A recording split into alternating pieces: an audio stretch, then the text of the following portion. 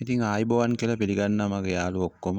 ඉතින් අදත් මම ඔයගලන්ට වැදගත් වෙන වීඩියෝ එකක් තමයි අරගෙන ආවේ. ඉතින් මේක ඇන්තූරියම් වගා කරන අයට ගොඩාක් වැදගත් වීඩියෝ එකක්. ඉතින් මම හිතනවා මේකෙන් ඔයගොල්ලන්ගේ ඇන්තූරියම් වගාව සාර්ථක කරගන්න පුළුවන් වෙයි කියලා. ඉතින් අපි බලමු මොකද්ද මේ අද ගෙනා වීඩියෝ එක කියලා. දැන් අපි යමු අපේ වීඩියෝ එකට.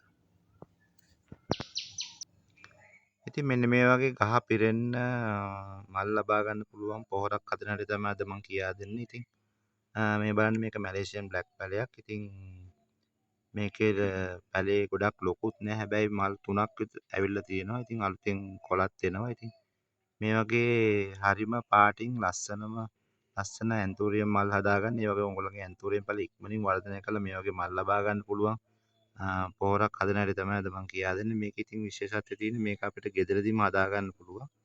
ඉතින් අපි බලමු මේ වගේ ලස්සන මල් ගන්න පුළුවන් පහසුවෙන් හදා ගන්න පුළුවන් පොහොර මොකක්ද කියලා.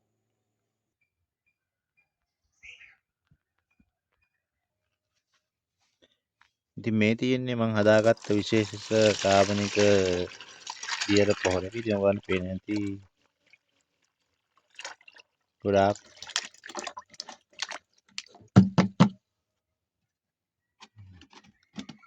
මෙන්න මේ විශේෂිත පොහොර එක තමයි මම හදාගත්තේ.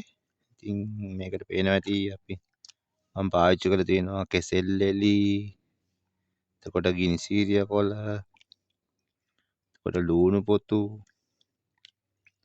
මෙන්න මේ ද්‍රව්‍ය තමයි මම පාවිච්චි කරේ මේ මගේ ඉක්මනින් මල් ඵලදාව වැඩි කරන සහ ශාක ඇන්තූරියම් පැල ඉක්මනින් ලොක් කරන පොහොර එක හදාගන්න.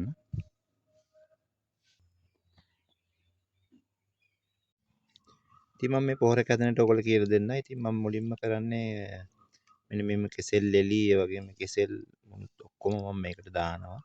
ලූණු පොතු එතකොට මේකේ දැන් ඔයගලන්ට පේන්නේ නැහැ.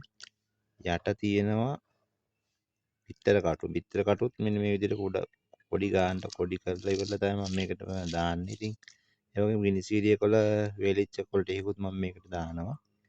අන්නේ ಜಾති ටික දාලා මම දවස් 2ක් විතර බෝතලයකට දාලා වතුර තියෙන දාලා මේක පල් කර ගන්නවා. එතකොට අපිට මේ කොටස් වල තියෙන සියලුම පෝෂක කොටස් අපිට මේ වතුර දියර පොහොරයකට ලබා ගන්න පුළුවන්.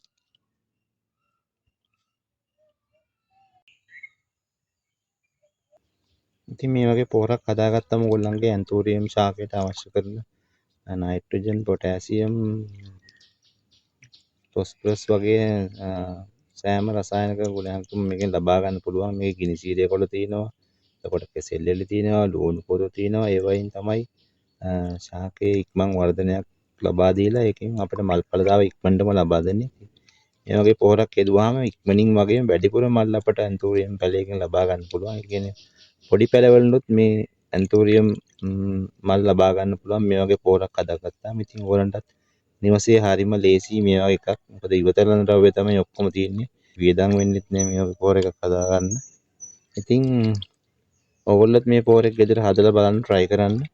සුමානයක් දෙකක් යනකොට ඔයගලන්ට ඔයගොල්ලන්ගේ ඇන්තූරියම් ශාකයේ වෙනස බලා ගන්න පුළුවන්. ඒ වගේ මල් වල තියෙන පාටත් ඉතාමත් වැඩි. මොකද මේ ලුණු පොතු වලින් විශේෂයෙන් මේ වර්ණය වැඩි කරනවා.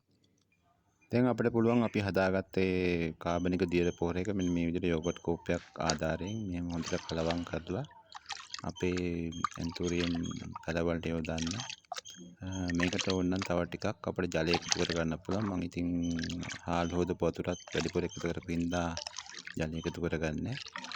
ඉතින් අපි දැන් අපේ ඇන්තූරියම් පැලවලට මේක කොහොමද යොදන්නේ කියලා බලමු.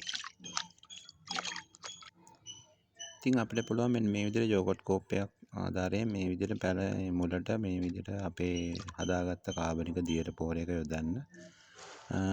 එක කෝප්පයක් අපිට යෝගට් කෝප්පයක් ඇති එක පැලයකට. ඉතින් මේ වගේ හොඳ කාබනික දියර පොහොරක් හදාගත්තාම අපිට පුළුවන් අපේ ඇන්තූරියම් පැල සාර්ථකව වගා කරගන්න. නිවසේ ඇන්තූරියම් වවන අයට ගොඩක් වැදගත් මේක. මොකද පොහොර වලට වේදම් කරන්න ඕනේ නැහැ. ගෙදරදීම අපිට මේ වගේ පොහොරක් හදලා අපේ ඇන්තූරියම ගාව මේ වගේ ලස්සනට පාට තියෙන හොඳ ඇන්තූරියම් මලක් ඔයගලන්ට ලබා ගන්න පුළුවන්. ඉතින් තවත් මේ වගේ ලස්සන සහ වැදගත් වීඩියෝ එකකින් හම්බ වෙන තුරු ඔයගලන්ට ජය වේවා. දිගටම මගේ channel එකත් එක්ක subscribe කරලා සැඳී ඉන්න කියලා මම ආදරෙන් ඉල්ලා හිටිනවා. ලස්සනට මල් හදා ගන්න පුළුවන් පොහොරක් හදන හැටි තමයි අද මම කියා දෙන්න යන්නේ. මේක සම්පූර්ණයෙන්ම අපිට ගෙදරදී හදා ගන්න